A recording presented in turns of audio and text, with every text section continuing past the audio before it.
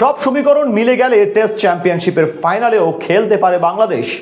তামাম দুনিয়ার সব বাঘা বাঘা দলগুলোকে পেছনে ফেলে শিরোপা লড়াইয়ে মাঠে নামতে পারে টাইগাররা। তবে তার আগে অবশ্য মেলাতে হবে কিছু যদি কিন্তুর সমীকরণ। ঘরের মাঠের পাশাপাশি জিততে হবে বাইরের মাঠেও।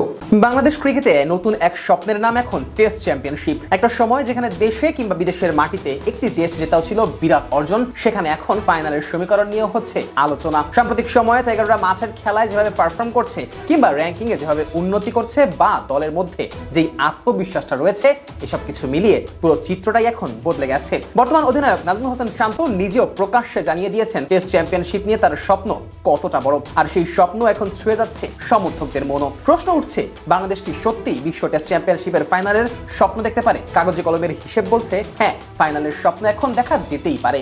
বিশ্ব টেস্ট চ্যাম্পিয়নশিপের আগের 3 আসরের ইতিহাস ঘাটলে ব্যাপারটা আরেকটু পরিষ্কার হবে। 2019-21 আসরে ফাইনালে উঠেছিল ভারত ও নিউজিল্যান্ড। তাদের পয়েন্ট পার্সেন্টেজ ছিল যথাক্রমে 72.2 ও 70। পরের আসরে অস্ট্রেলিয়া ও ভারত ফাইনালে খেলেছিল 66.67 এবং 58.80% পয়েন্ট নিয়ে। আর সর্বশেষ আসরে দক্ষিণ আফ্রিকা ও অস্ট্রেলিয়ার পয়েন্ট পার্সেন্টেজ ছিল যথাক্রমে 69.44 এবং 67.54।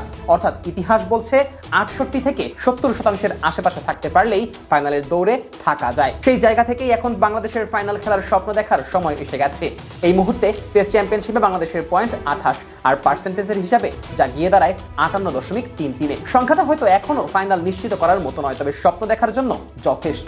বাংলাদেশের সামনে এখনো বাকি রয়েছে 4টি গুরুত্বপূর্ণ সিরিজ। অস্ট্রেলিয়া ও দক্ষিণ আফ্রিকার বিপক্ষে খেলতে হবে অ্যাওয়েতে, আর ঘরের মাঠে প্রতিপক্ষ ইংল্যান্ড ও ওয়েস্ট ইন্ডিজ। সব মিলিয়ে বাকি আছে 8টি টেস্ট, যেখান থেকে মোট পয়েন্ট বরাদ্দ 96। এখন প্রশ্ন হচ্ছে, ফাইনালের স্বপ্ন দেখতে হলে বাংলাদেশের কি করতে হবে? সহজ উত্তর, ম্যাচ বাই ম্যাচ জিততে হবে। যদি টাইগাররা শুধু ঘরের মাঠের 4টি ম্যাচ জেতে, তাহলে তাদের পয়েন্ট বেড়ে গিয়ে দাঁড়াবে 76। সেক্ষেত্রে পয়েন্ট পার্সেন্টেজ হবে 52.78, যা ফাইনালের জন্য যথেষ্ট হওয়ার সম্ভাবনা খুবই কম। তবে সমীকরণ বদলে যাবে যদি কিনা বাংলাদেশ 8 ম্যাচের মধ্যে 6টিতে জয় তুলে নিতে পারে। সেক্ষেত্রে তাদের পয়েন্ট পার্সেন্টেজ গিয়ে দাঁড়াবে 69.44। আর অতীতের পরিসংখ্যান বলছে এই সংখ্যা ফাইনালে ওঠার জন্য যথেষ্টই হতে পারে। অবশ্য কাজটা মোটেও সহজ না।